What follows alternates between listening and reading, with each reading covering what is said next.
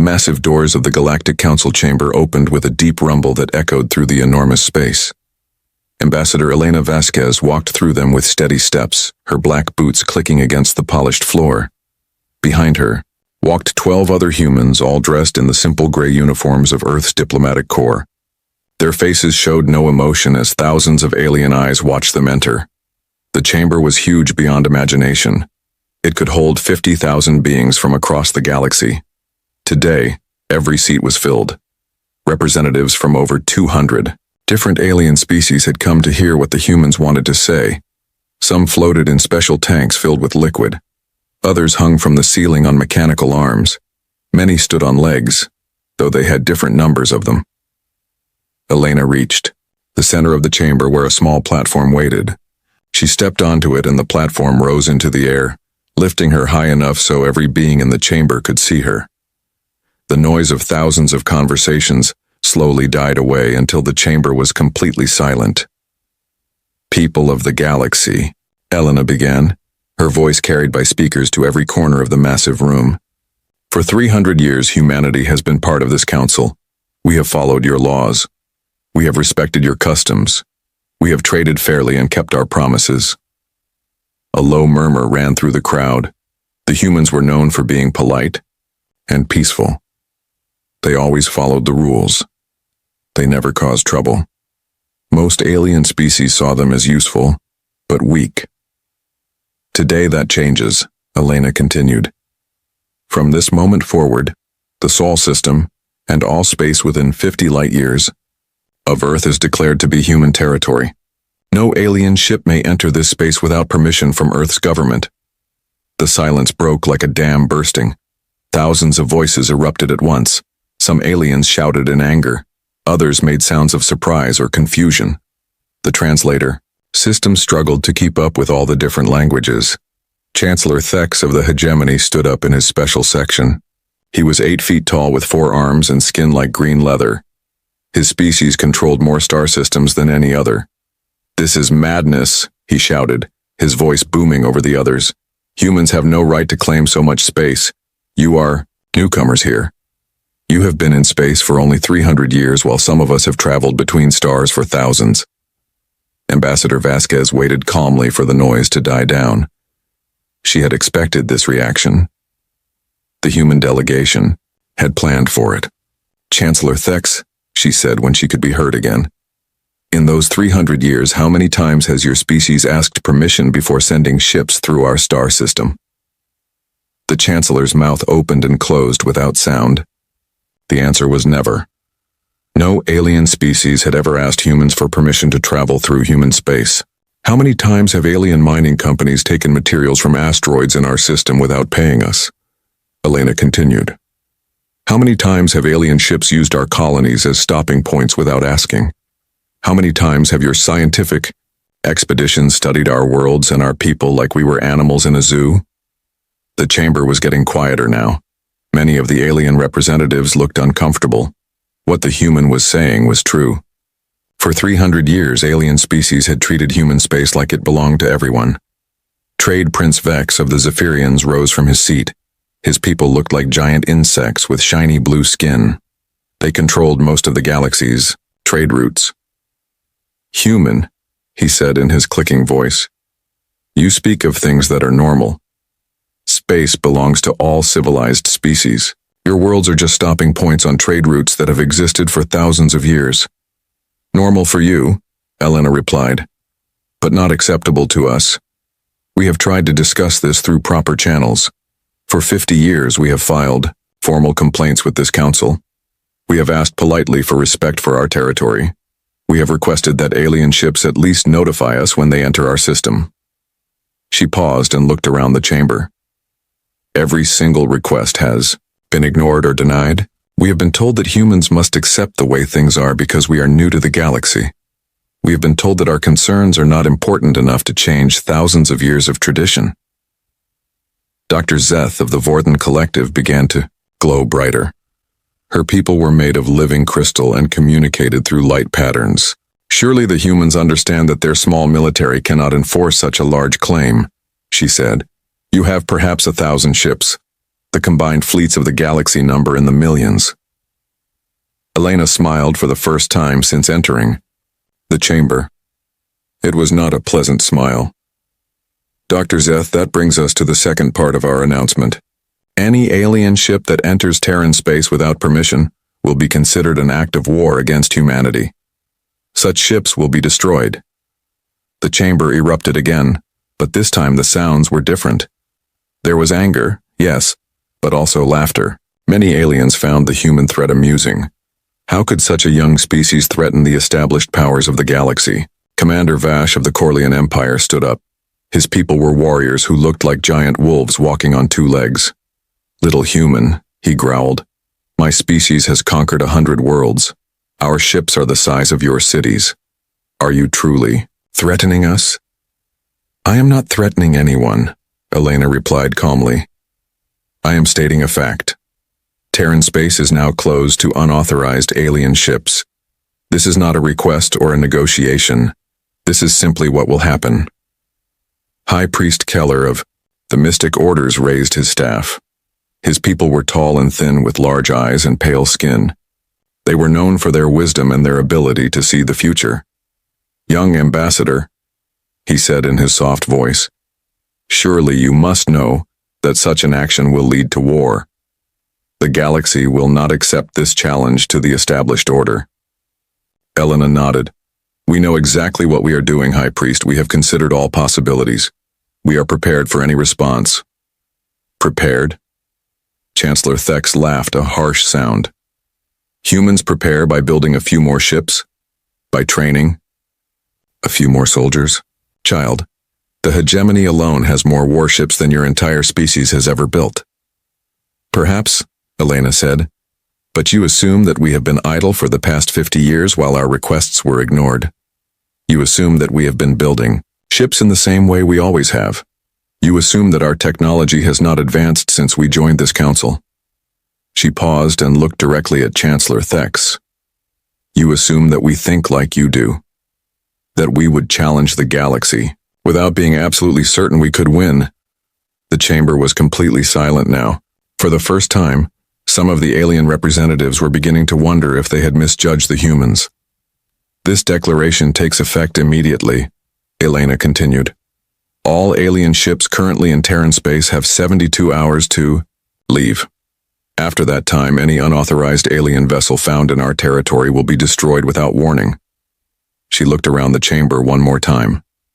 "We tried to do this peacefully. We tried to follow your rules and work within your system. But you left us no choice.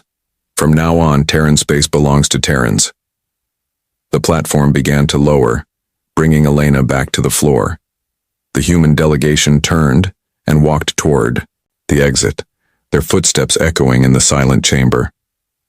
As they reached the doors, Elena stopped and turned back. "Oh, and one more thing," she called out. "We know about the humans you have been taking. We know about the experiments. We know about the infiltrators you have placed in our colonies. That ends now, too." The doors closed behind the humans, leaving the chamber in stunned silence. For long minutes, no one moved or spoke. Finally, Chancellor Thex found his voice.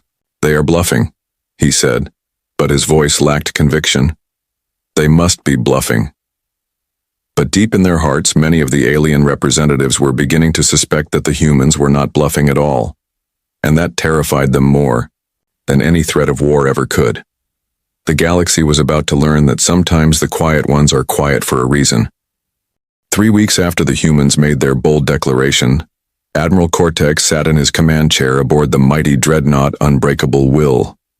The ship was a monster of metal and energy weapons, over 2 miles long and armed with enough firepower to destroy entire planets.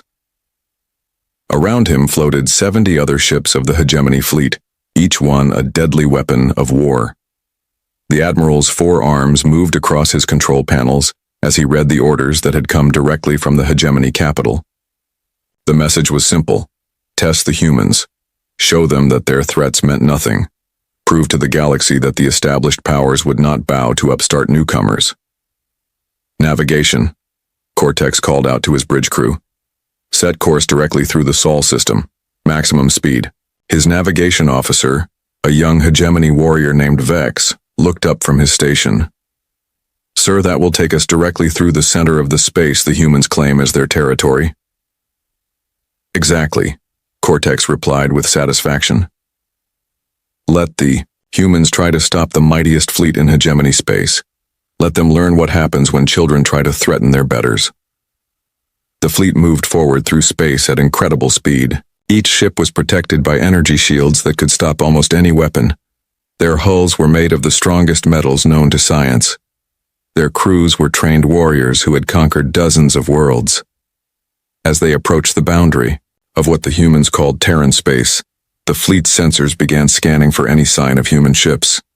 For hours, they detected nothing. Space seemed empty and peaceful. "Maybe the humans have already given up," suggested Commander Zeth, the fleet's tactical officer. "Maybe they realized their mistake and decided not to fight." Admiral Cortex was not so sure. The humans had seemed very confident during their announcement. Too confident for a species that should have been terrified of challenging the galaxy's great powers. When they reached the 48 light-year mark from Earth, everything changed. A single small ship appeared on their sensors. It was tiny compared to the massive hegemony vessels. The scanner reading showed it was a human corvette called Defiant Dawn. It was less than 300 meters long and armed with only basic weapons. "One ship?" Commander Zeth laughed.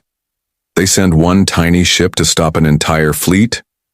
The human ship moved to block their path. It was like a small dog trying to stop a herd of elephants. A communication signal came from the human vessel. "Hegemony fleet," came a calm female voice. "This is Captain Sarah Chen of the Terran Defense Force. You are approaching restricted Terran space. Turn back now, or you will be fired upon." "Admiral." Cortex activated his own communication system. "Little human," he said, his voice full of amusement. "Look around you. We have 70 ships. Each one is larger and more powerful than your entire vessel. You threaten us with a single tiny ship?" "I am not threatening you," Captain Chen replied. Her voice was still completely calm. "I am informing you. This is your last warning. Leave Terran space immediately." The Admiral gestured with one of his forearms. "Human, your ship is not even large enough to be target practice for my weapons. Move aside, or we will destroy you without even slowing down." "I understand," Captain Chen said. "You have made your choice." The communication ended. For a moment, nothing happened. The tiny human ship hung in space before the massive alien fleet like a single star before the darkness of night. Then Defiant Dawn opened fire. The human ship's weapons were unlike anything the hegemony had seen before. Instead of simple energy, beams or projectiles, streams of superheated plasma wrapped in gravitational fields struck out from the small vessel. The plasma moved faster than light itself and hit with the force of a small star. The lead destroyer of the hegemony fleet, Bimbi, Sharp Blade, took the first hit. The plasma beam punched through its shields like they were made of paper. The gravitational field that wrapped the plasma tore the ship's hull apart at the molecular level. In less than 3 seconds, a ship that had taken 5 years to build became expanding gas and metal fragments. "Impossible," shouted Commander Zeth. "No ship that small could have weapons that powerful." But even as he spoke, alerts began sounding throughout the hegemony fleet. Dozens of new contacts were appearing on their sensors. Human ships were uncloaking all around them. Not just a few ships, but hundreds of them. The humans had been waiting. They had known exactly when and where the hegemony fleet would arrive. They had prepared a trap that was perfect in every detail. "Battle stations!" Admiral Cortex roared. "All ships, open fire! Destroy these humans!" But the human ships moved like nothing the hegemony had ever faced. They were fast and agile, dodging between the larger alien vessels with impossible grace. Their weapons fired with deadly accuracy, each shot carefully aimed at the weakest points of the hegemony ships. The battle lasted only 17 minutes. When it was over, 63 of the 70 hegemony ships were either destroyed or crippled, beyond repair. The humans had lost exactly 0 vessels. Admiral Cortex found himself trapped on the bridge of his damaged dreadnought. Half his crew was dead. His ship's weapons were offline. His shields were down. Emergency lights flickered as systems failed throughout the massive vessel. A communication signal came from the small human corvette that had started the battle. Captain Chen's face appeared on his screen. She looked exactly the same as she had before the fighting began. Calm, professional, completely in control. "Admiral Cortex," she said. "Do you need assistance with evacuating your surviving crew members?" "How?" Cortex whispered. "How did you do this? Our ships are the most powerful in the galaxy. Our weapons are the most advanced. Our crews are the best trained." Captain Chen tilted her head slightly. "You made several mistakes, Admiral. First, you assumed that human technology has not improved since we joined the Galactic Council. Second, you assumed that we would fight the way you fight. And third, you assumed that we were not prepared for this exact situation."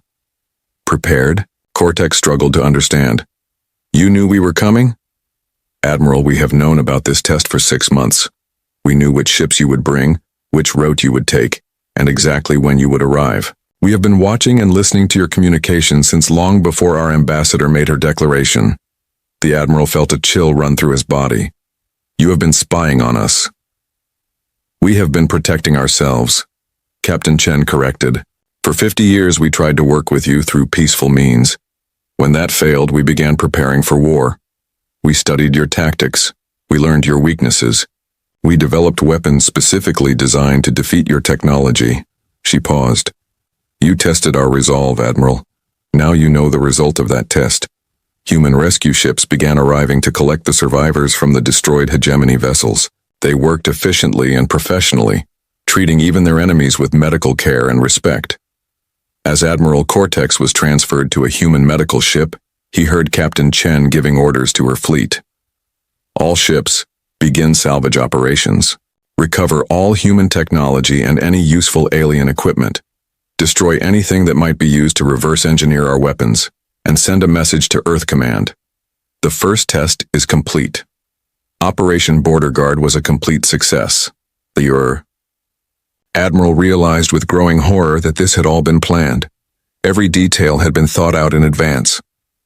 The humans had not just been ready for this attack. They had been hoping for it.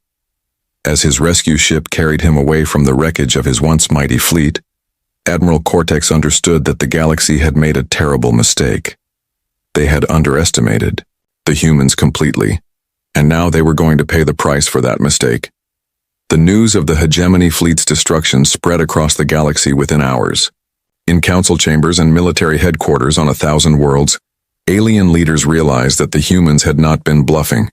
They had been warning the galaxy of what was to come, and the galaxy had not listened. Now it was too late to listen. Now it was time to face the consequences of ignoring the quiet species from the small blue world.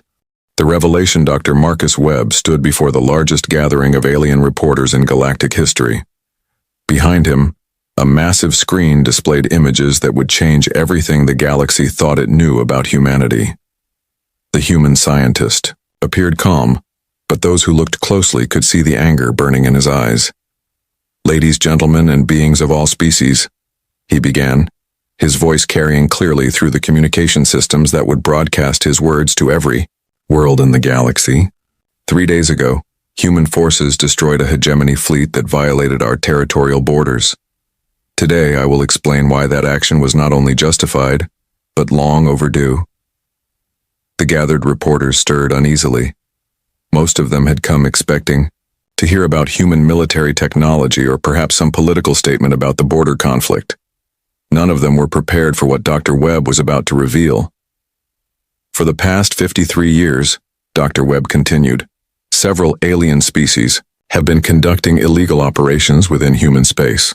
These operations involve the systematic kidnapping of human civilians for the purpose of biological and psychological experimentation. The screen behind him lit up with images that made several alien reporters step back in horror. Medical tables, covered with restraints. Surgical equipment designed to work on human anatomy. And worst of all, holding cells that had clearly been occupied by human prisoners. These images were taken from facilities we discovered on 17 different worlds belonging to 5 separate alien governments. In these facilities, We found evidence of experiments that violate every law of civilization and decency. Dr. Webb pressed a control and the screen showed a new image. It was a young human woman, perhaps 20 years old, lying unconscious on a medical table. Her body was covered with surgical scars and strange metal implants. This is Sarah Martinez.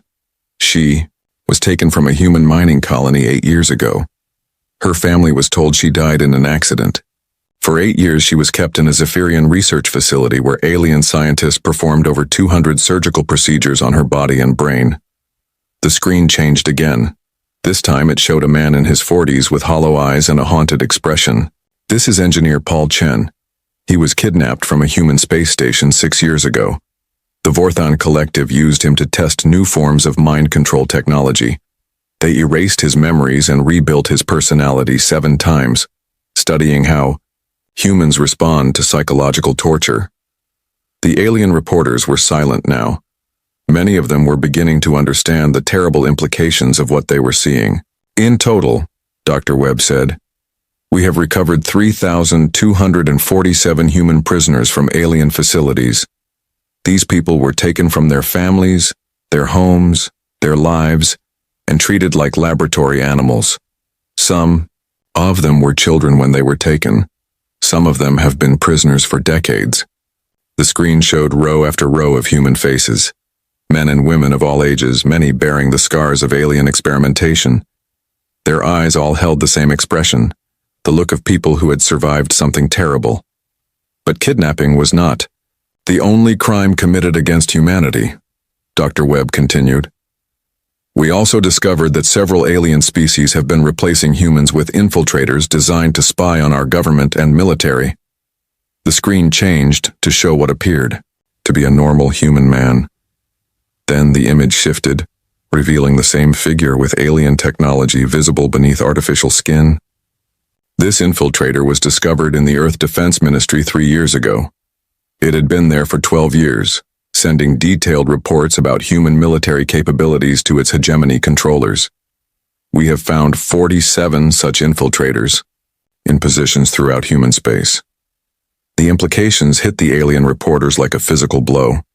If humans had known about these infiltrators for years, what else did they know? How much of what the aliens thought was secret had actually been discovered by human intelligence? The most disturbing discovery, Dr. Webb said, was the systematic study of human combat psychology. Alien researchers were particularly interested in understanding how humans fight, how we make tactical decisions, and how we respond to overwhelming odds. He paused and looked directly into the cameras that were broadcasting his words across the galaxy. They were studying us to learn how to defeat us. They were preparing for the day when they would need to conquer humanity completely. The screen showed documents written in alien languages, but with human translation provided. Battle plans, invasion strategies, detailed studies of human weaknesses and strengths. The Corlean Empire has been developing weapons specifically designed to be effective against human biology. The Mystic Orders have been working on ways to control human minds on a planetary scale. The trade federations have been mapping every human colony and resource depot. Dr. Webb pressed another control, and the screen showed a star map of human space. Red markers indicated the locations where humans had been kidnapped. Blue markers showed the positions of alien spy networks. Yellow markers identified worlds where alien weapons had been tested on human subjects. For over 50 years, while we traded with you, worked with you, and considered you our partners in civilization, many of you were treating us like a future enemy to be studied and eventually defeated. The silence in the room was absolute. Even the aliens who belonged to species not mentioned in Dr. Webb's presentation were beginning to understand the scope of what had been happening. Now you understand why humanity declared its borders closed, Dr. Webb said. Now you understand why we were prepared for your test of our resolve. We have been watching you watch us. We have been learning about you while you thought you were learning about us. He gestured to the screen, which now showed images of the destroyed hegemony fleet. Admiral Cortex thought he was testing human military capability. In reality, he was walking into a trap that we began preparing the day we discovered the first kidnapped human. Every ship he brought, every weapon he carried, every tactic he might use, We had studied them all. The screen changed again, showing technical diagrams of hegemony ships with their weak points clearly marked. We know how your ships work because we have been inside them. We know how your weapons function because we have studied them in detail. We know your battle tactics because we have been watching you practice them for decades. Dr. Webb turned away from the screen and faced the alien reporters directly. You want to know how a single human corvette destroyed a hegemony destroyer in 3 seconds? We designed our weapons specifically to exploit the weaknesses in hegemony shield technology. You want to know how we detected your fleet before it reached our borders? We have been monitoring your communications and tracking your ship movements for years. The implications were staggering. If humans had penetrated alien technology so completely, if they had been monitoring alien activities so thoroughly, then everything the galaxy thought it knew about human capabilities was wrong.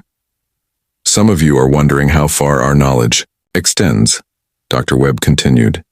You are wondering what other secrets we have discovered, what other preparations we have made.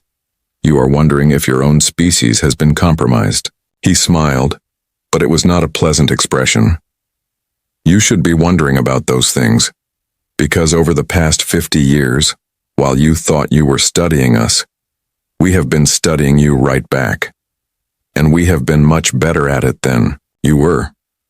The screen behind him went dark. This press conference is being broadcast to every world in the galaxy. The evidence we have presented will be made available to any government that requests it. The rescued human prisoners will be returned to their families. The alien infiltrators we have captured will be returned to their governments. Dr. Webb paused.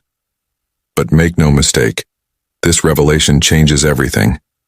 The galaxy now knows that several of its most powerful governments are willing to commit crimes against sapient beings. Humanity now knows that we cannot trust those who smile at us in council chambers while conducting experiments on our people in hidden laboratories.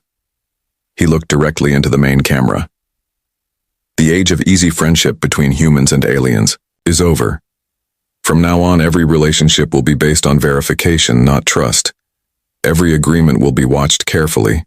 Every alien in human space will be monitored constantly. Dr. Webb began to walk away from the podium, then stopped and turned back.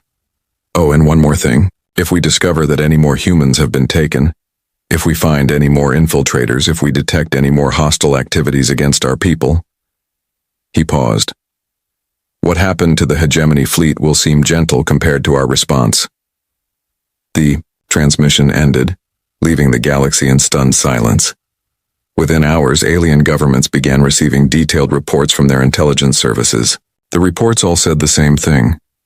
Human technological capabilities had been vastly underestimated. Human intelligence networks were far more extensive than anyone had imagined. And human patience had finally run out. The galaxy was beginning to understand that they had awakened something they were not prepared to face. The reckoning Admiral Zess of the Zephyrian Corsair fleet felt confident as her ships approached the human agricultural world of New Eden. The planet was listed in galactic databases as a simple farming colony with no military installations and a population of peaceful settlers. Intelligence reports indicated it would be an easy target for demonstrating that humans were not as powerful as they claimed. Perfect, she thought as her fleet of 50 warships moved through space toward the defenseless world. We will take this planet quickly and show the galaxy that human threats are meaningless. One agricultural world captured, and their whole border claim will collapse. The Zephyrian people looked like giant insects with shiny blue skin and multiple arms. They were natural raiders who had built their empire by taking what they wanted from weaker species. Admiral Zess had personally conquered 12 worlds and destroyed countless ships.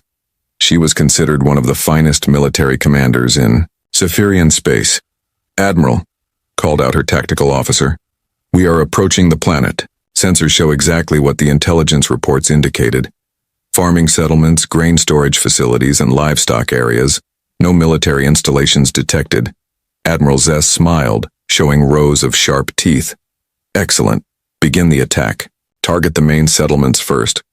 We want survivors who can tell the galaxy how easily we defeated the humans.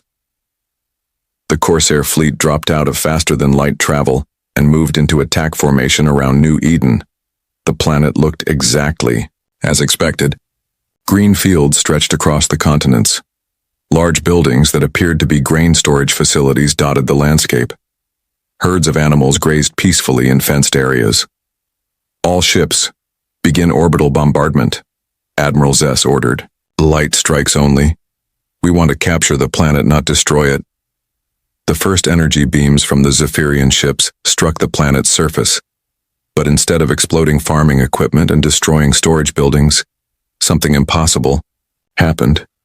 The energy was absorbed completely, disappearing into what had appeared to be ordinary agricultural facilities. Tactical report, Admiral Zess snapped. Why are our weapons having no effect? Before her officer could respond, the planet's surface began to change.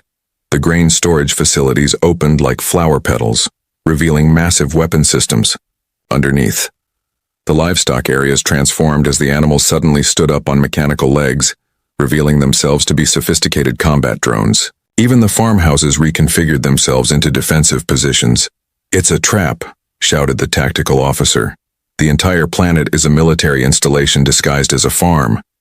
Defensive platforms began rising from concealed positions all across the planet's surface. These were not simple weapons, but massive rail guns capable of accelerating projectiles to incredible speeds. The first shots reached the Zephyrian fleet before Admiral Zess could even give orders to retreat. The lead cruiser, Swift Death, was struck by a projectile moving at nearly the speed of light. The impact was so powerful that the ship simply ceased to exist, converted instantly into a cloud of superheated plasma and metal fragments. Shields up! Evasive maneuvers! Admiral Zess screamed, but it was already too late. The human weapons fired with mechanical precision. Every shot was perfectly aimed. Every projectile found its target. The Zephyrian ships, built for raiding defenseless worlds, had no defense against weapons designed specifically to destroy them. But the real shock came when Admiral Zess tried to coordinate her fleet's response. Her tactical displays began showing impossible information. Her own ships were targeting each other. Navigation systems were setting collision courses. Weapon systems were refusing to fire at the planet while automatically locking onto Zephyrian vessels. Computer systems compromised, her technical officer reported in panic. Someone else is controlling our ships. Admiral Zess watched in horror as her own flagship began targeting the vessel next to it. Her weapons fired without her command, destroying a ship filled with her own people. Throughout the fleet, the same thing was happening. Zephyrian ships were turning their weapons on each other, guided by some external force. A communication signal appeared on her screen. It showed a human woman in a simple farming outfit, standing in what appeared to be a grain field. Behind her, massive weapon systems continued firing at the Zephyrian fleet. Admiral Zess, the human woman said calmly, I am Colonel Sarah Mitchell, military commander of New Eden. Did you really think we would build an agricultural world without preparing for exactly this kind of attack? How? Admiral Zess gasped as another of her ships exploded, destroyed by its own allies' weapons. How are you controlling our ships? Colonel Mitchell smiled. For 30 years, your people have been selling us computer systems, navigation equipment, and weapons technology. Did you really think we would buy all that equipment without studying how it works?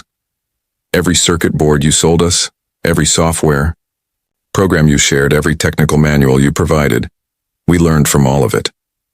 The horrible truth began to dawn on Admiral Zess. The humans had not just been buying Zephyrian technology. They had been studying it, understanding it, and finding ways to control it.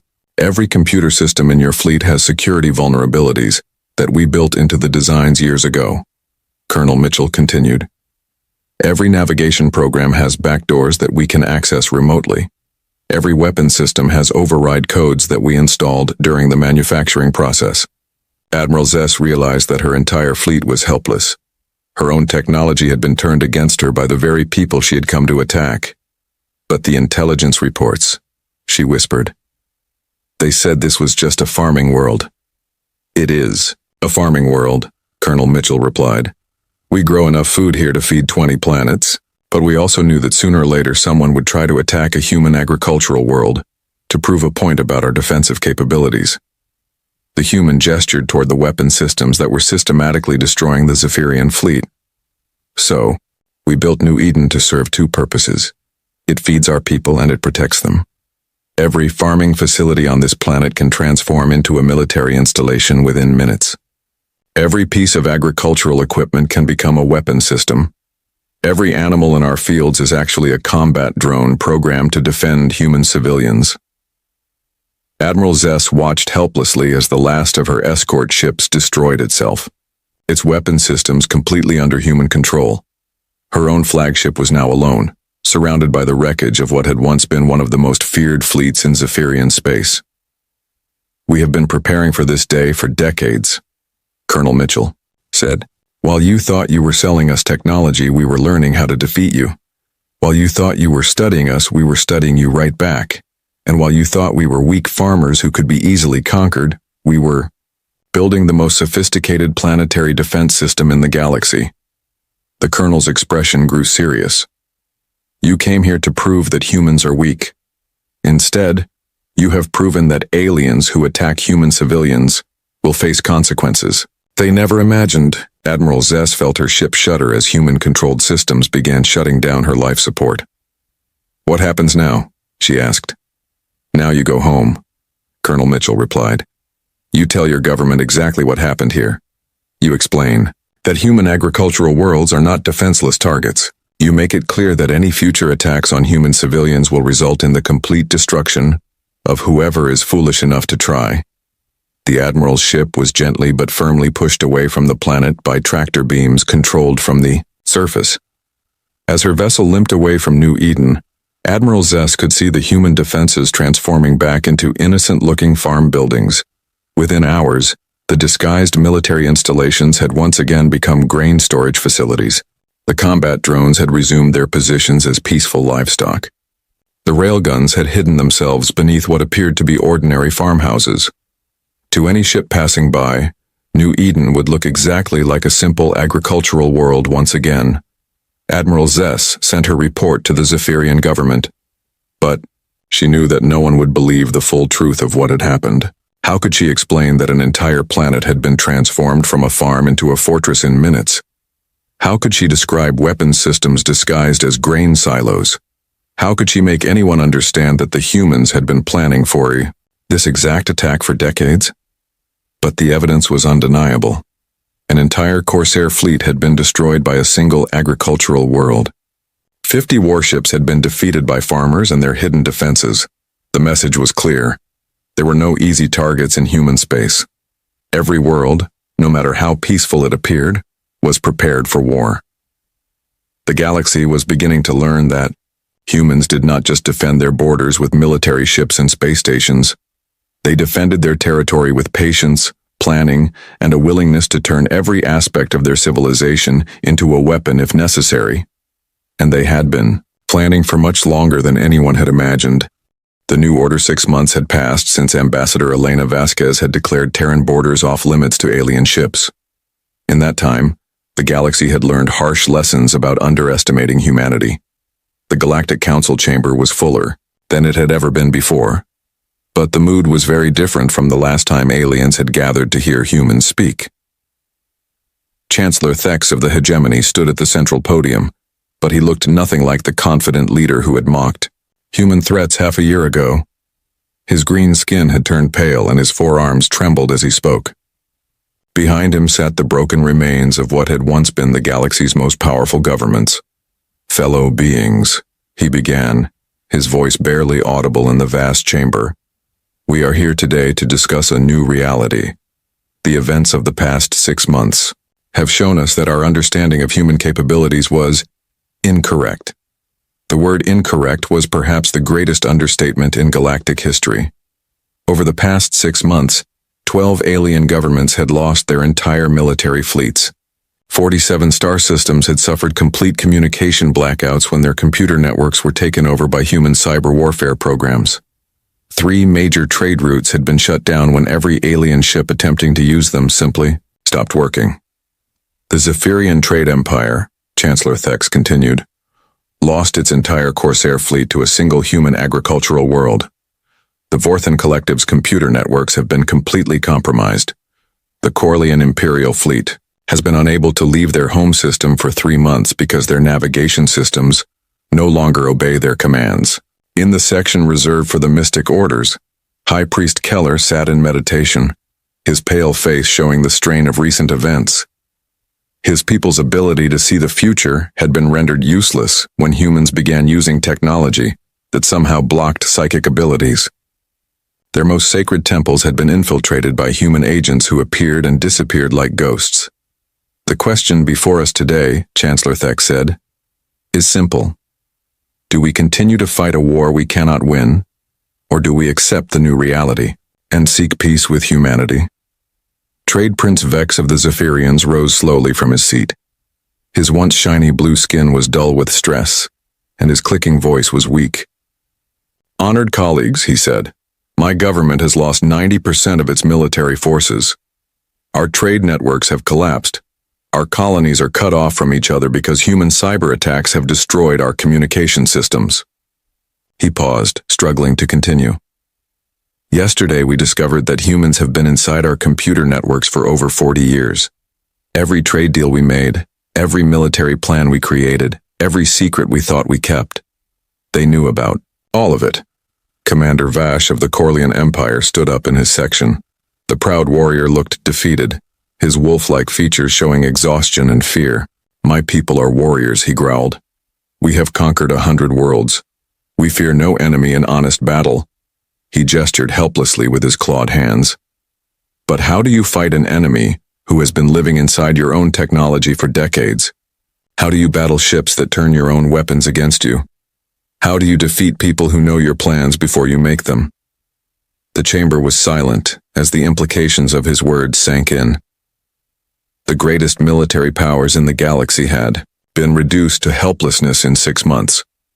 Not by superior numbers or more powerful weapons, but by an enemy who had been patiently preparing for this moment for decades. Dr. Zeth of the Vorthon Collective began to glow more brightly, her crystalline form pulsing with agitation. The humans did not just defend themselves, she said, her light patterns conveying distress. They systematically dismantled our entire civilization's technological infrastructure. Every computer system, every communication network, every automated system we depend on, they can control all of it. The truth was even worse than Dr. Zeth described. Human agents had revealed themselves in positions throughout alien governments. Trusted advisors turned out to be human spies, computer technicians, who had worked for alien militaries for years, suddenly activated programs that shut down entire starfleets. Trade agreements that had seemed beneficial to alien species were revealed to contain hidden clauses that gave humans legal control over vast resources. They played the long game, whispered Ambassador Kell of the Outer Rim Confederation. While we were making short-term plans to exploit them, they were making long-term plans to protect themselves. Chancellor Thex nodded sadly. The humans spent 50 years learning everything about us while we learned almost nothing about them. They studied our technology, our tactics, our psychology, our weaknesses. They placed agents in our government's backdoors, in our computer systems, and vulnerabilities in our infrastructure. He looked around the chamber at the defeated alien representatives, and when we finally forced them to defend themselves, they activated preparations that had been decades in the making. A new voice spoke from the chamber's communication system. It was Ambassador Elena Vasquez, speaking from Earth. The humans had not sent a physical delegation to this emergency session of the Galactic Council. Honored members of the Council, her voice said clearly, we have been monitoring your discussion as we monitor all Council proceedings. The casual admission that humans were listening to what was supposed to be a private session sent chills through every alien present. You are correct that we have been preparing for this situation for many years, Ambassador Vasquez continued. When peaceful negotiations failed, when our formal complaints were ignored, when our people were kidnapped and experimented upon, we realized that we could not rely on galactic law or alien goodwill to protect humanity. The screen in the center of the chamber activated, showing Ambassador Vasquez sitting in her office on Earth. Behind her, through a window, the skyline of Geneva could be seen. It looked peaceful and normal, giving no hint of the incredible military, and intelligence capabilities that humanity had revealed. So we took steps to ensure our own security, she said. We studied your technologies until we understood them better than you did. We placed our own people in positions where they could monitor your activities. We built defenses that could protect human worlds from any conceivable attack. She paused, looking directly into the camera. And we waited. We hoped that you would eventually accept our reasonable requests for respect and cooperation.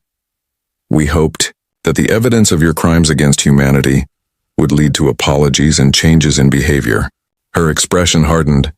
Instead, you tested our resolve with military force. You attacked our civilians. You proved that the only language you understand is strength. Chancellor Thex found his voice. Ambassador Vasquez, he said carefully, what would humanity require for peace between our peoples? The terms are simple, she replied. First, complete recognition of human territorial sovereignty. No alien ship enters Terran space without permission.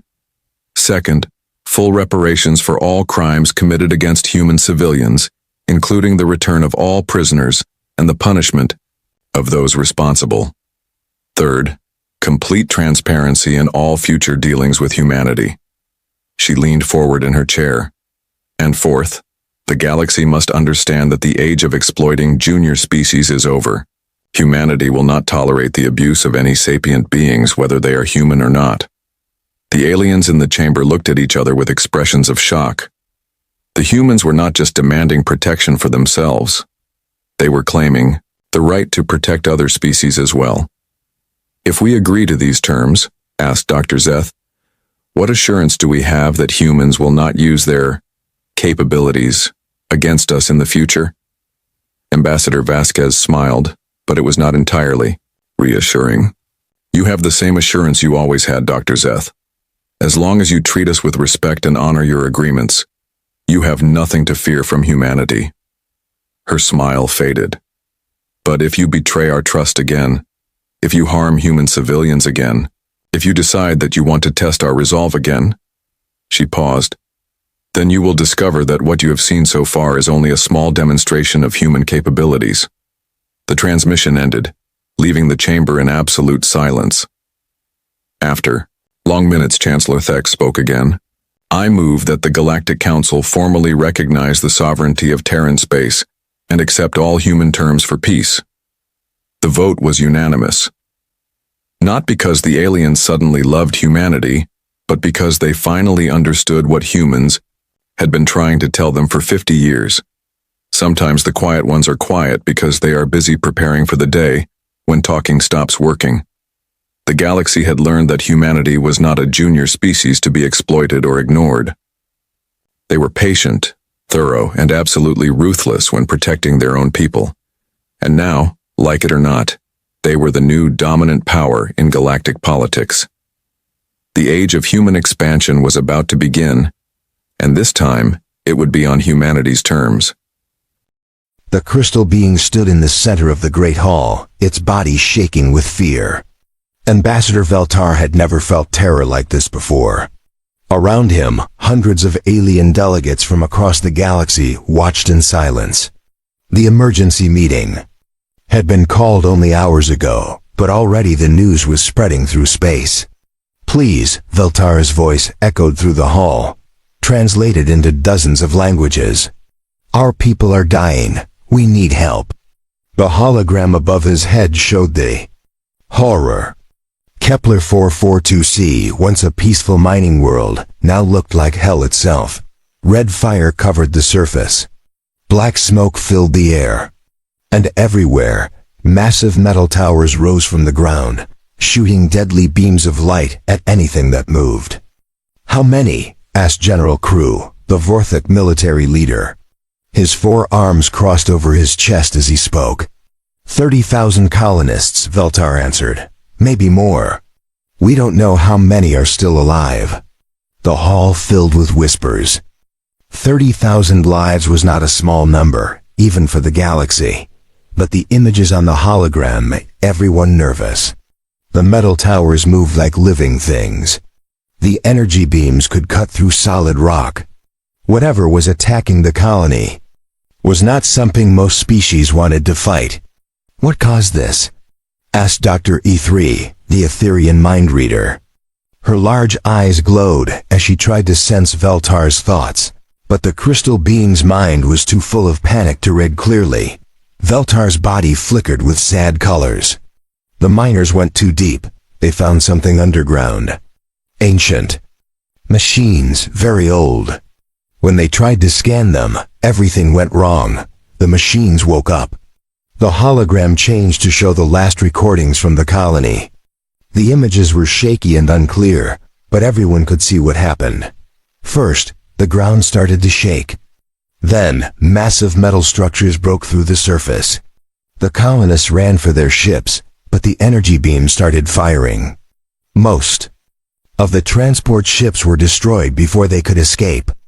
We got out 12 ships, Veltar continued, out of 50. Most of our people are still down there, hiding in the deep mines, but the machines are hunting them. Commander Zales of the Nexari stepped forward. His blue skin was covered in glowing circuits that showed he was thinking hard. Our computers have analyzed the energy signatures. These are not normal weapons. The technology is millions of years old, but it still works perfectly. The AI controlling them is very smart. How smart? Asked General Crew.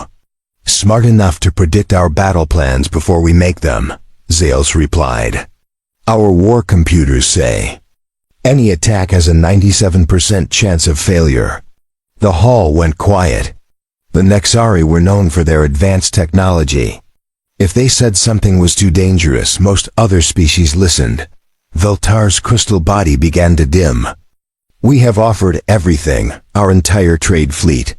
Exclusive mining rights to our 3 richest worlds. Technology we have never shared before, but everyone says no. It was true. In the past day, 17 different species had refused to help. The Vorthak, famous for their strong armies, said it was too risky. The Etherians claimed the ancient AI was blocking their mind powers. Even the Peaceful Healers Guild said they could not send ships into such danger. The hologram showed new images from the planet. The metal towers were growing bigger. The temperature on the surface was rising fast. The air was becoming poison. The few colonists who tried to escape the mines were killed instantly by the energy beams. How long do they have? Asked Dr. E3. Veltar's colors turned completely dark. Our scientists say maybe 3 days. The machines are changing the whole planet. After that, nothing will be able to live there. The delegates looked at each other. Everyone felt sorry for the colonists, but none of them wanted to send there people to die on a mission that could not succeed. The ancient machines were too powerful. The eye was too smart. It was better to save the few who had escaped than lose more lives trying to save the rest. Perhaps we can negotiate with these machines, suggested Ambassador Quillix of the Traders Union. Maybe they want something we can give them. Commander Zales shook his head. We tried. The AI does not respond to any signals. It only kills. Then, we must accept this loss, said General Crew. It is sad, but 30,000 lives are not worth starting a war we cannot win. Other delegates nodded. This was how the galaxy worked. Sometimes, bad things happened that could not be stopped. The smart choice was to accept it and move on. Veltar fell to the floor, his crystal body cracking with grief. Please. They are not just numbers. They are families, children, scientists who only wanted to learn about the universe. They trusted us to keep them safe. The hall remained silent. Everyone felt bad, but feeling bad did not change facts. The mission was impossible. Then a new voice spoke from the back of the hall. We will help. Everyone turned. A human female in a blue uniform walked forward. She was small compared to most of the other delegates, but she moved with confidence. Her name was Sarah Chun, and she represented Earth. Commander Chun, said Ambassador Quillix, surely you understand the situation. Even the most advanced species have declared this mission impossible. Sarah stopped in front of Veltar and looked down at the broken crystal being. Then she looked up at the hologram showing the burning planet. "We understand perfectly," she said. "That's why we're going." The hall erupted in shocked voices. The humans were known for being tough, but this was not toughness. This was madness. "Commander," said Dr. Ithri, "my people can read emotions from across space. The fear and pain coming from that planet would drive most beings insane." "How can your species even think of going there?" Sarah smiled. It was not a happy smile, but it was not afraid either. "Doctor, you said it yourself. Most beings would go insane. We're not most beings." She touched a device on her wrist, and her own hologram appeared. It showed ships being prepared for launch, soldiers putting on armor, and scientists loading equipment. "The UES Prometheus launches in 6 hours, Sarah announced. 200 volunteers. We'll bring your people home, Ambassador Veltar." Veltar's crystal body began to glow with hope. "But the danger... Your people could all die." Sarah nodded. "Yes, they could. But 30,000 people will definitely die if we do nothing. Those aren't good odds for doing nothing." As she walked out of the hall, the other delegates watched in amazement and terror. The humans were actually going to try to save people that everyone else had given up for dead. Behind her, Veltar slowly stood up, his crystal body shining brighter than it had in days. Maybe, just maybe, the Deathworlders could do what no one else would even attempt. Captain Marcus Webb stood on the bridge of the UES Prometheus and watched Earth grow smaller behind them. 6 hours. That was all the time they had taken to prepare for a mission that 17 alien species said was impossible. Around him, his crew worked at their stations with calm focus.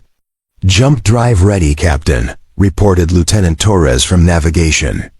"We'll reach Kepler 442c in 18 hours, Marcus nodded. 18 hours to plan a rescue that everyone else said could not be done. But as he looked around the bridge, he felt confident. These were not just soldiers or explorers. They were problem solvers. Dr. Elena Vasquez walked up to him with a datapad in her hands. She was the ship's expert on alien technology and ancient civilizations. Her job was to figure out what they were really fighting. "Captain, I've been studying the data from the Zelthani," she said. "Something doesn't make sense about these machines." "What do you mean?" Marcus asked. Elena touched her datapad and showed him a picture of the metal towers rising from the planet.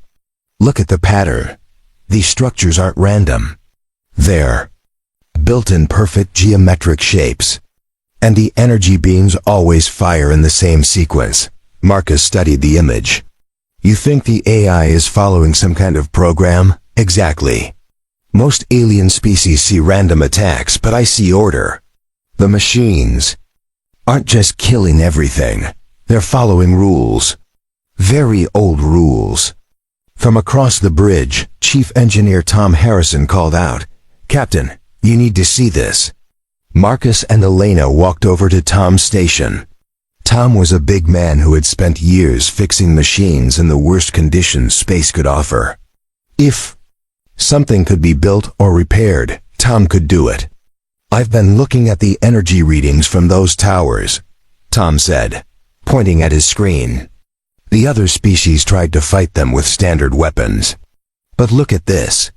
The screen showed energy patterns from the alien attacks. Every time someone shot at the towers, the machines got stronger. They're absorbing the energy from the attacks and using it to power themselves. Elena's eyes went wide. That's why all the other species failed. They were actually making the machines more powerful. Marcus smiled. This was exactly why he had picked this crew. While other species saw an impossible enemy, his people saw a puzzle to solve. "So we don't shoot at them," Marcus said. "What do we do instead?" Tom grinned. "We do what humans do best, Captain. We get creative." In the ship's main cargo bay, 200 volunteers checked their equipment. These were not normal soldiers. They were miners who had worked in the hell of Jupiter's volcanic moons. They were rescue workers who had saved people from burning space stations. They were engineers who had built cities in the frozen dark of Pluto. Sergeant Maria Santos walked between the teams, checking their gear. She had led rescue missions on 12 different death worlds. Her team specialized in getting people out of places where they should not be able to survive. "Listen up," she called to her squad. "The planet's surface is 800 degrees. The air is poison. Gravity keeps changing because the machines are messing with the planet's core. In other words, it's Tuesday." Her soldiers laughed. They had trained for conditions like this their whole careers. While other species needed perfect environments to survive, humans had learned to live anywhere. Private Jake Morrison raised his hand. "Sergeant, what about the energy beams?" Maria pointed to their new armor. "Engineering made us some special gifts. These suits can handle temperatures that would melt most alien ships. The shields can deflect energy weapons for at least 30 minutes. And if all else fails, we're fast and smart." In the ship's laboratory, Dr. Vasquez worked with her team to understand their enemy. They had collected every piece of information about the ancient machines that they could find. The civilization that built these machines died out millions of years ago, she explained to her assistants. But their technology is still working perfectly. That means it was built to last. What were they protecting? Asked Dr. Kim. Her top researcher Elena pulled up a scan of the planet's underground. Something big. The machines are all connected to a massive structure deep in the planet's core. I think it's some kind of storage facility. Storage for what? Knowledge. Data. Maybe the entire history of their civilization. Elena looked at the scans carefully. The machines aren't trying to destroy the planet. They're trying to protect something buried underneath it. On the command deck, Marcus met with his senior officers to plan their approach. The other species had tried direct attacks and failed. The humans would have to try something different. "The colonists are hiding in the deep mines," reported Commander Lisa Park, the mission's rescue specialist. "Our sensors can barely detect them through all the interference, but they're alive. For now."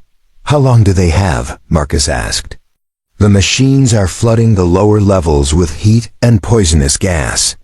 Maybe 48 hours before the mines become uninhabitable." Navigation Officer Torres looked up from his charts. "Captain, we could try landing on the far side of the planet, away from the main concentration of towers." Marcus shook his head. "The machines would detect us as soon as we entered orbit. We need to be smarter than that." Chief Harrison had an idea. "What? If we don't fight the machines at all? What if we try to talk to them?" Everyone looked at him. "Talk to them?" Commander Park asked. "Think about it," Tom continued. "Dr. Vasquez says they're following old programming. Maybe they don't understand that the colonists aren't a threat. Maybe they just need to be told." Elena nodded slowly. "It's possible. If these machines were built to protect something important, they might be programmed to destroy anything they see as dangerous. But if we could prove the colonists aren't dangerous, how do we prove that to an AI that's millions of years old?" Marcus asked. "We show it that we understand," Elena said. "We prove that we're not just random destroyers. We prove that we value knowledge and life." Marcus looked around at his officers. In 18 hours, they would arrive at a planet that had defeated some of the most advanced species in the galaxy. But his people weren't planning to fight. They were planning to solve a problem that was older than human civilization. "All right," he said. "We're not going in as conquerors. We're going in as rescuers and negotiators. If these machines want to protect something, we'll show them that we want to protect it too." The ship's AI, Artemis, spoke up. "Captain, this approach has never been tried before. The risk assessment is difficult to calculate." Marcus smiled. "Artemis, if we only did things that were safe and calculated, we'd never have left Earth in the first place. As the Prometheus rushed through space toward the burning planet, the crew prepared for a mission unlike any in galactic history. They weren't going to try to overpower an ancient enemy. They were going to try to understand it. In the observation deck, some of the crew looked out at the stars and thought about the impossible task ahead. Other species had calculated the odds and decided the mission was hopeless. But humans had never been good at accepting impossible odds. They had a saying that older species didn't understand. When you can't go through something, you go around it. When you can't go around it, you find a way to make friends with it. In a few hours, they would find out if friendship was possible with machines that had been alone for millions of years. The Prometheus dropped out of faster-than-light travel at the edge of the Kepler 442c system. Captain Marcus Webb stared at the main screen and felt his breath catch in his throat. The planet looked like a giant coal burning in space. "Dear God," whispered Navigation Officer Torres. The entire surface glowed with red and orange fire. Massive metal spires twisted up from the ground like the fingers of a buried giant. Lightning danced between the towers, creating storms of pure energy that lit up the poisonous atmosphere. The planet's natural blue-green color was completely gone, replaced by the angry red of molten metal. "Sensor report," Marcus ordered. "Lieutenant." Chun at the science station worked quickly at her controls. Surface temperature averaging 650 degrees Celsius. Atmospheric composition is 70% toxic gases. Electromagnetic interference is off the charts. And Captain ... The gravity is fluctuating. Fluctuating how? The machines are doing something to the planet's core. Gravity changes by 30% every few minutes. It's like the whole planet is unstable. Dr. Elena Vasquez joined Marcus at the command center. Her face was pale as she studied the readings. The machines aren't just defending themselves. They're terraforming the entire world. Into what? Marcus asked. I don't know. But whatever they're building, it's not meant for organic life. From the communication station, Ensign Park called out. Captain, I'm detecting faint life signs from the underground mining complex. The signals are weak, but they're there. Marcus felt a small relief. The colonists were still alive. For now. How long before the heat reaches the deep mines? He asked. Chun checked her instruments. At the current rate of planetary change, maybe 36 hours. After that, even the deepest tunnels will be too hot for the Zelfani to survive. Marcus turned to address his bridge crew. All right, people. We knew this wasn't going to be easy. Time to show the galaxy what humans can do. Chief Engineer Tom Harrison was ready with his plan. Captain, I've modified our landing shuttles. Triple-layered heat shielding, enhanced life support, and emergency cooling systems. They should be able to survive on the surface for about 4 hours. Should? Marcus raised an eyebrow. Tom grinned. Well, nobody's ever tried to land on a planet this hostile before. We're making it up as we go. Commander Lisa Park stepped forward. Sir, I volunteer to lead the first landing team. No, Marcus said firmly. I'm going down with the first wave. Captain. That's not negotiable, Commander. My ship, my mission, my responsibility. Dr. Vasquez touched Marcus's arm. Captain, I need to go with you. If we're going to communicate with these machines, we need to understand what they're protecting. Marcus nodded. In 1 hour, the first shuttles would launch into hell itself. Shuttle Bay was busy with final preparations.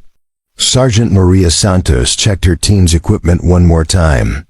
Each soldier wore powered armor that looked more like a spacesuit built for walking inside a volcano. Remember, Maria told her squad, the surface is hot enough to melt lead. Don't touch anything without checking temperature first. The air will kill you in seconds, so keep your suit sealed. And those energy beams can cut through solid rock. So stay mobile. Private Jake Morrison tested his suit's cooling system. Sergeant, what if the machines start shooting at us as soon as we land? Then we run, Maria said simply. Our job isn't to fight these things. Our job is to get to the colonists and figure out how to save them. Dr. Vasquez carried special scanning equipment designed to analyze alien technology. Her assistant, Dr. Kim, would stay on the ship to help coordinate their findings. Elena, Dr. Kim said, if these machines really are millions of years old, their technology might be completely beyond our understanding. Elena smiled. Kim, humans have been figuring out alien technology for 300 years. We're good at learning. Captain Marcus made one final check of his own equipment. Unlike his crew, he wasn't wearing full combat armor. Instead, he had chosen a lighter suit designed for flexibility and quick movement. Captain, Tom Harrison approached him. You sure about the light gear? If something goes wrong down there. Tom, if something goes wrong, heavy armor won't save. Me anyway. I need to be able to move fast and think clearly. The first shuttle launched with 12 people aboard. Captain Marcus, Dr. Vasquez, Sergeant Santos, and 9 specialists chosen for their ability to work in impossible conditions. As they descended through the planet's atmosphere, the shuttle shook violently from the energy storms. Turbulence is off the scale, reported Pilot Williams. I can barely hold us steady. Through the shuttle's reinforced windows they could see the surface approaching. It looked like the inside of a furnace. Rivers of molten metal flowed between the massive towers. Geometric patterns covered every visible surface, glowing with their own light. There, Dr. Vasquez pointed to a section of ground that seemed slightly cooler. The mining complex entrance should be about 2 kilometers from that landing zone. Should be? Marcus asked. The heat interference is making it hard to get exact readings. But that's our best guess. The shuttle touched down with a heavy thud. Immediately, warning alarms began sounding. External temperature is 700 degrees and rising, Williams reported. Hull temperature is climbing fast. We have maybe 3 hours before the shuttle becomes uninhabitable. Marcus stood up and checked his suit one final time. All right. People, time to earn our pay. The shuttle door opened, and the heat hit them like a physical blow. Even through their protective suits, they could feel the temperature trying to cook them alive. The ground beneath their feet was soft and sticky, like walking on partially melted plastic. Stay together, Marcus ordered. If anyone's suit starts failing, we abort immediately. They began walking toward the mining complex, but the landscape was almost impossible to navigate. The ground kept changing as the machines continued their terraforming process. What looked like solid rock would suddenly become liquid metal. Safe paths would disappear as new towers rose from underground. Captain, Dr. Vasquez called through the radio. Look at this. She was standing next to one of the smaller towers. Up close, they could see that it wasn't just metal. The surface was covered in symbols and patterns that seemed to move and change as they watched. It's beautiful, Elena whispered. This isn't just a weapon. It's art. Architecture. These machines are creating something magnificent. Too bad it's killing everything in the process, muttered Sergeant Santos. They continued toward the mining complex, but progress was slow. Every few minutes they had to stop and find new routes as the landscape changed around them. The energy beams from the towers continued to fire, but strangely, none of them seemed to be aimed at the human team. Is it just me? Asked Private Morrison. Or are those beams deliberately missing us? Marcus had noticed the same thing. The towers were definitely aware of their presence, but the deadly energy weapons were carefully avoiding them. Maybe the machines are curious about us, Dr. Vasquez suggested. We're not acting like the other species that came here. They reached the entrance to the mining complex, just as their suits' cooling systems began to show warning signs. The metal door was partially melted, but still functional. Marcus tried the controls, but nothing happened. Tom, we need this door open, he called back to the ship. Already on it, Captain. Tom's voice came through the radio. Sending you the override codes now. The door slid open with a grinding sound. Beyond it lay a tunnel that led down into the planet's depths. The air inside was still hot, but not immediately deadly. Life signs are stronger now, reported Dr. Vasquez, checking her scanner. The colonists are definitely down there. They entered the tunnel and began the long descent into the underground mines. Behind them, the shuttle waited on the hellish surface, its hull slowly heating up in the furnace-like environment. Captain, came Dr. Kim's voice from the ship, I'm analyzing the data from Dr. Vasquez's scans. The energy patterns from those towers are incredibly complex. It's like they're running millions of calculations every second. Calculations for what? Marcus asked. I think they're trying to solve a problem. A very old, very complicated problem. As they descended deeper into the mine, Marcus wondered what kind of problem would require machines to work for millions of years, and why solving it required turning an entire planet into a furnace. Above them, the ancient towers continued their mysterious work, reshaping a world according to plans that no living being understood. The tunnels deep underground were cooler, but still dangerous.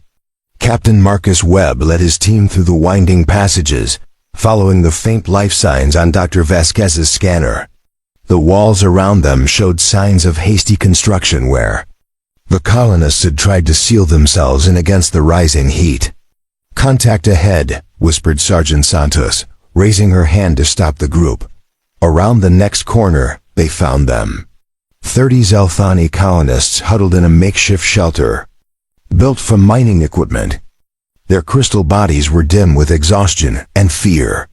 When they saw the humans approaching, several of them backed away in terror. Please, one of them said in broken English, we have nothing left to give. Marcus slowly removed his helmet, showing his human face. We're here to help. I'm Captain Webb from Earth. The Zelthani leader, an older being whose crystal body was cracked with age, stepped forward carefully. Earth? But the council said no one would come. The council was wrong, Marcus replied. How many of you are there? 43 in this section. Maybe 200 more scattered through the deeper tunnels. But the heat is rising. The poisonous gas is getting stronger. We don't have much time. Dr. Vasquez activated her scanner and checked the tunnel readings. Captain, the temperature down here is rising faster than we calculated. These people have maybe 18 hours before the tunnels become uninhabitable. Marcus touched his radio. Prometheus, this is the captain. We found survivors, but we need extraction plans now. Working on it, Captain, came Chief Harrison's voice. But we have a problem. The machines on the surface just changed their pattern. They're building something new. Through her scanner, Dr. Vasquez picked up massive energy readings from above. Captain, something big is happening up there. Marcus turned to the Zelthani leader. We need to know exactly what your people found when they triggered these machines. The old being's crystal body flickered with sad colors. We were mining rare metals in the deep chambers. Our scanners detected something unusual very far down. A structure, very old. We sent a probe to investigate. What did the probe find? A vast chamber, bigger than our entire colony, filled with information, data crystals, knowledge from a civilization that died before our species was born. We tried to scan it, to understand what it was. Dr. Vasquez's eyes went wide. You found their archives. The entire history and knowledge of the species that built these machines. Yes, but the moment our probe touched the archive, everything went wrong. The machines woke up. They started attacking everything on the surface, we think. We think they believe we're trying to steal their creator's knowledge. Marcus felt the pieces of the puzzle clicking together. The machines aren't trying to destroy the planet. They're trying to protect the archives. From above, they heard a new sound. A deep humming that seemed to come from the planet's core itself. The tunnel walls began to vibrate.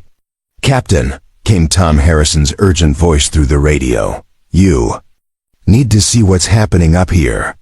The Galactic Council fleet just arrived." Marcus cursed under his breath. "How many ships?"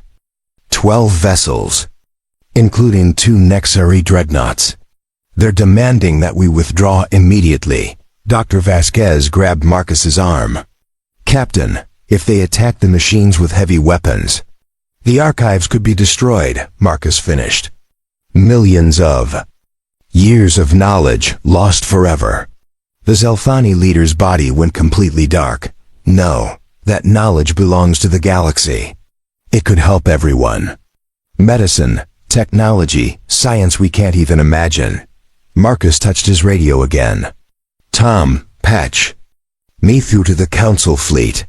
A moment later, General Crew's voice filled the tunnel.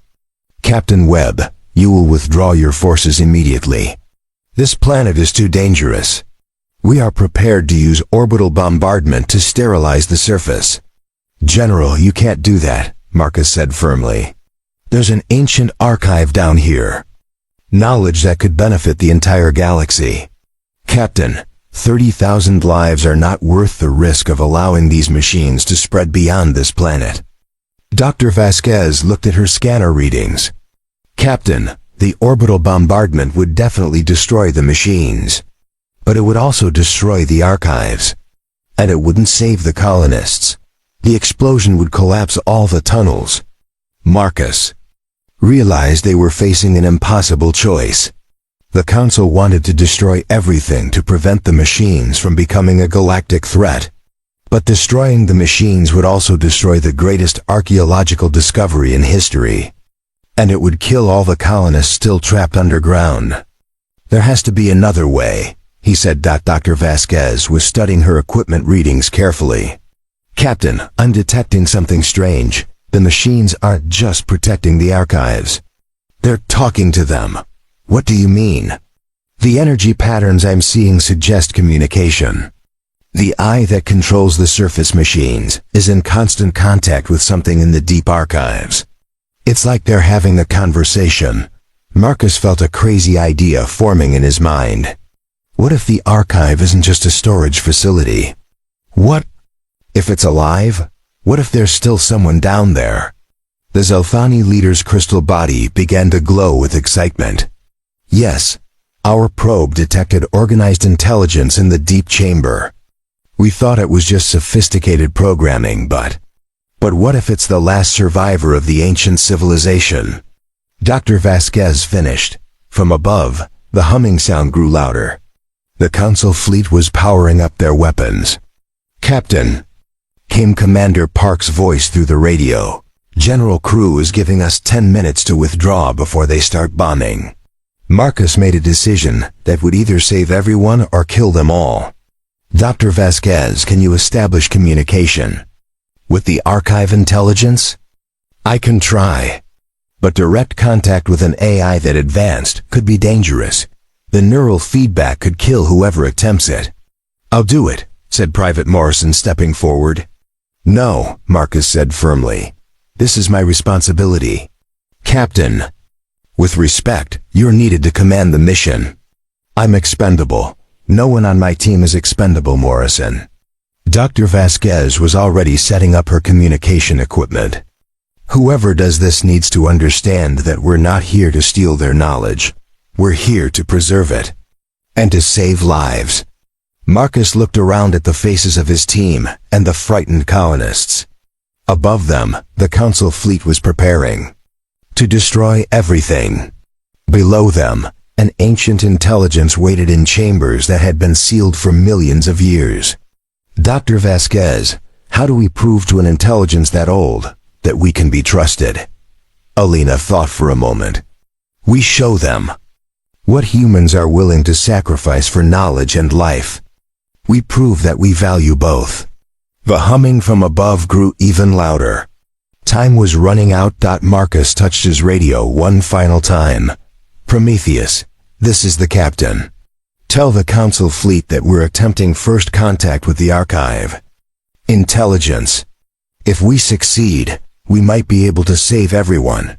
If we fail... If we fail, sir? Marcus looked at the scared faces around him. If we fail, at least we tried to find a solution that didn't require choosing between knowledge and life. Dr. Vasquez finished setting up her equipment.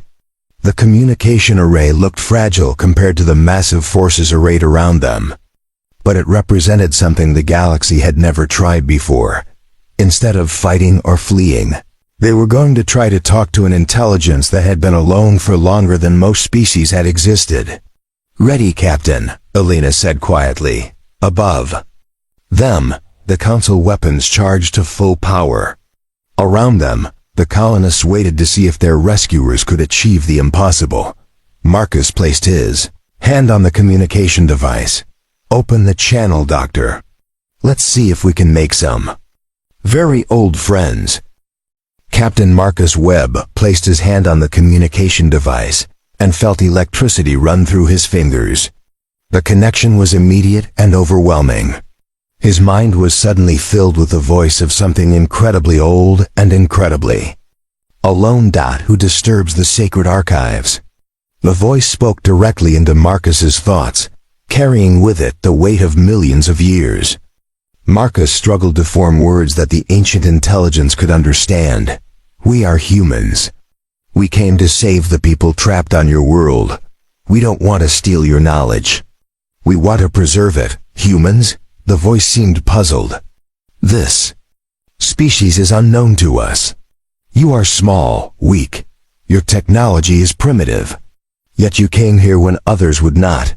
Around Marcus, his team watched nervously as his body went rigid with concentration. Dr. Vasquez monitored the neural feedback, ready to break the connection if it became dangerous. "We came because it was the right thing to do," Marcus replied. "The people trapped here are not your enemies. They made a mistake, but they don't deserve to die for it." "Mistake?" The ancient voice grew stronger. "They violated the sacred chamber. They attempted to take knowledge that was not meant for them." Marcus felt the intelligence probing his mind, searching through his memories and thoughts. He tried not to resist, hoping that honesty would prove their good intentions. "Interesting," the voice continued. "Your species values both knowledge and life. Most who have come here valued only one or the other." "What do you mean?" Marcus asked.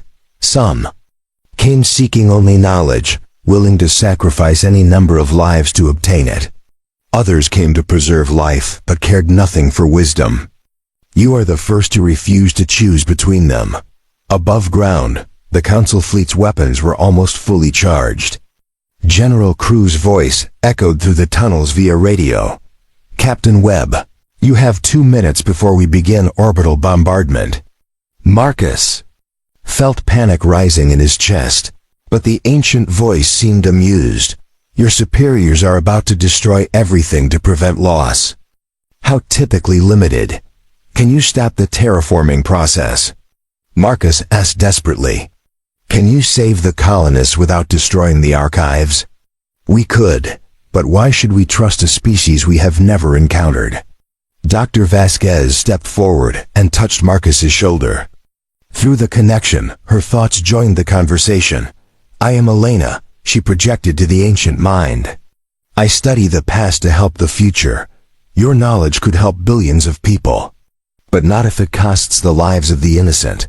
The ancient intelligence seemed to examine Elena's mind as well. "You understand the value of what we protect. Good. But understanding is not enough." Through the connection, Marcus suddenly saw the truth. The intelligence wasn't just a computer or AI. It was the last survivor of its species, uploaded into the archive system before their civilization died. It had been alone for millions of years, guarding the accumulated knowledge of its entire race. "I am Keeper Zalfen," the voice revealed. "Last of the architects. My people died from a plague that consumed our galaxy 3 million years ago. I preserved their knowledge, hoping someday a worthy species would come to claim it." "What makes a species worthy?" Marcus asked. The ability to value wisdom without becoming cruel. The strength to preserve life without becoming weak. Your species shows promise, but promises are easily broken. Above them, the countdown continued. 1 minute until bombardment. Suddenly, Private Morrison stepped forward and placed his hand on the communication device. His thoughts joined the connection. Volunteer to stay, he projected.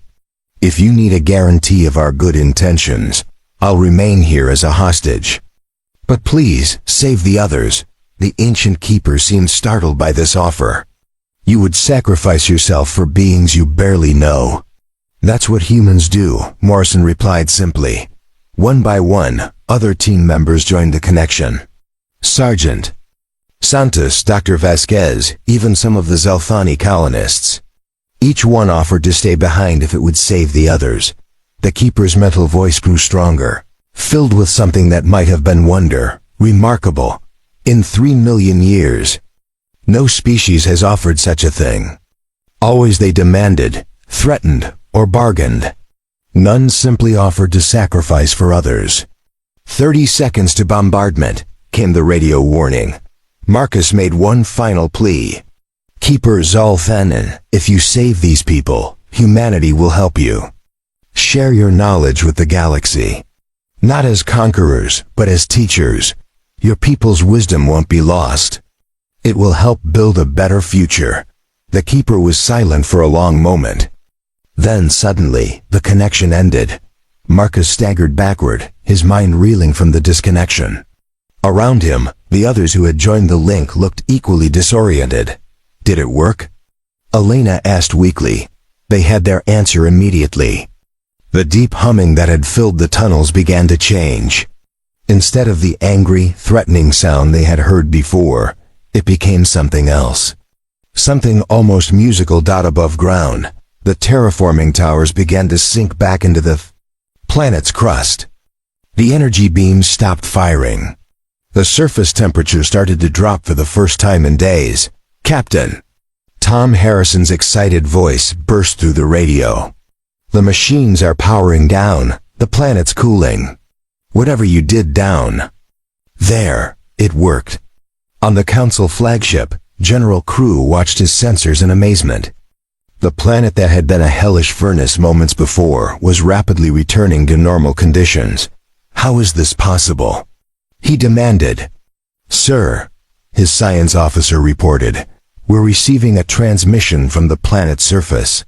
It's imperfect. Galactic Standard Language. The voice that came through the speakers was ancient but kind. Greetings, people of the galaxy. I am Keeper Zolfanin, last of the architects. The humans have proven themselves worthy guardians of knowledge and life. The terraforming process is ended. The colonists are safe. In the tunnels, the Zelfani survivors began to glow with joy as cool, breathable air flowed through the passages for the first time in days. How? Asked the old Zelfani leader. Marcus smiled tiredly. We prove that some things are worth more than survival, and some things are worth more than knowledge. But the best things are worth preserving both. Dr. Vasquez checked her scanner and gasped. Captain, I'm detecting massive data streams coming from the deep archive. The Keeper isn't just saving the colonists, it's sharing the knowledge. Sharing it how? Broadcasting it to every ship in the system. The Vorthok, the Nexari, the Etherians, everyone. It's giving the entire galaxy access to 3 million years of accumulated wisdom. Over the next several hours, rescue ships landed safely on the cooling planet's surface. The colonists were evacuated to medical facilities where they made full recoveries. But the real miracle was what humanity had accomplished. The Keeper had not only saved the trapped people, but had chosen to share the greatest treasure in galactic history with everyone. Ancient technologies that could cure diseases, solve energy problems, and expand understanding of the universe were now available to all species. But the most important discovery was not technological. The galaxy had learned that some problems couldn't be solved by force or calculation. Sometimes the only answer was to care enough about both knowledge and life to refuse to choose between them. Captain Marcus Webb stood on the bridge of the Prometheus. As they prepared to return to Earth, through the view screen, he could see the planet below, now green and blue again, with the Keeper's towers rising like monuments to wisdom rather than weapons of destruction. Captain, Dr. Vasquez approached with a data pad. The Keeper wants to establish a permanent research station on the planet. It's requesting that humans help coordinate the project. Marcus nodded, of course. Someone has to make sure the knowledge is used wisely. As the ship entered FTL, heading home, Marcus reflected on what they had accomplished. The galaxy had called it an impossible mission. 30,000 lives couldn't be saved from an enemy that had defeated the most advanced species. But they had been wrong about what was impossible. The impossible thing wasn't saving people from ancient machines. The impossible thing was refusing to accept that anyone had to die for knowledge to survive, or that knowledge had to be lost for people to live. Humans had earned their reputation as Deathworlders not by conquering hostile environments, but by refusing to accept that any situation was truly hopeless. They had answered a call that others wouldn't take because they understood something the rest of the galaxy was still learning. Sometimes, the most dangerous call isn't the one that might kill you. It's the one that challenges you to be better than you thought possible. And sometimes, when Deathworlders answer that call, they don't just save lives. They save the future itself.